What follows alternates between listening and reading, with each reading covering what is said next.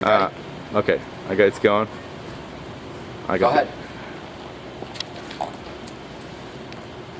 I've never really been one to eat up all this astrological bullshit, except when it happens to fit my own preconceptions, like that pair of jeans you can still breathe in, even when you're bloated by indecision.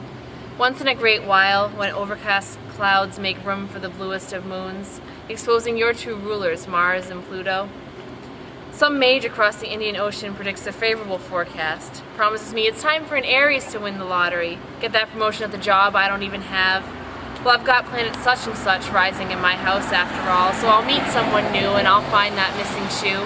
I'll be swirling in an orbit of fortune, happiness, and fame. But I have to ask, really? Look up occasionally. Well, whether or not my whereabouts are a product of such a tragic horoscope, I don't know. But could anyone have warned me that I would fall in love with a Scorpio, that I would fall in love at all? I could handle my first kiss. It was planted by a Gemini. Sure, he was a two-faced asshole, but I bid him goodbye.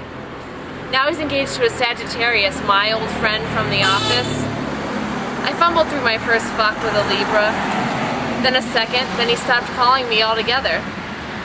But I'm sorry, I should give him a little more credit. He's probably busy flipping all those burgers at the Lucky Dog. That's where he works. So I rebounded into the illusion of a promise of something with a Leo, a lion softer than a lamb, pun intended. His gentle touch was what I craved at the time, and who knows if he'd still be mine, but it was he who waved the pink slip. Tested more foreign but familiar waters with a Pisces or two. These women, they opened up a new world to me, one I'm still in the process of discovering with every kiss. Anyways, my heart's always beated for this one Scorpio.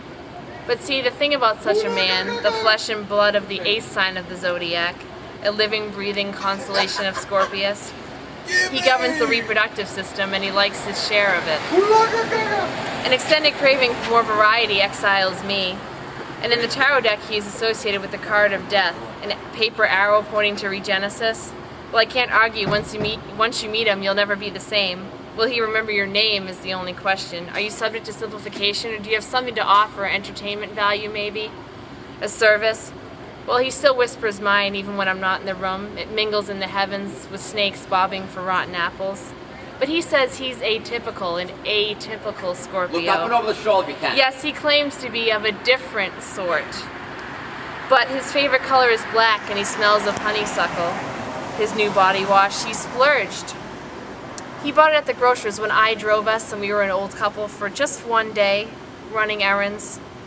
But characteristically he fits, and like I was saying, I'm a little fucking sick of it all, to be honest.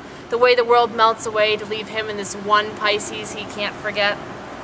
Well, my little guppy, did you know that according to something called the sidereal zodiac, I'm a fish too?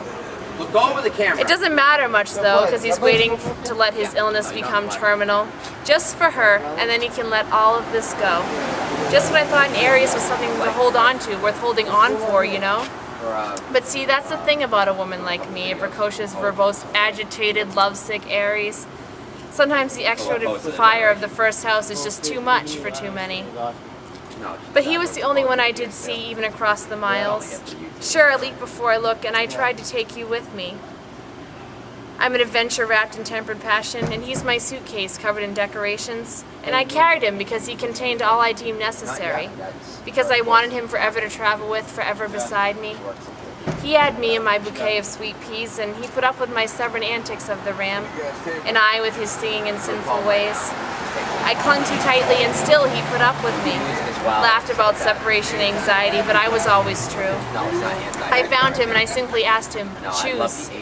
Silently he asked me to wait, but for once I refuse. You can still call me, and when I see you, I'll still smile more politely than most, than a platonic stick of dynamite. I'm set to ignite and detonate in 3, 2, 1. Yes, I still love you.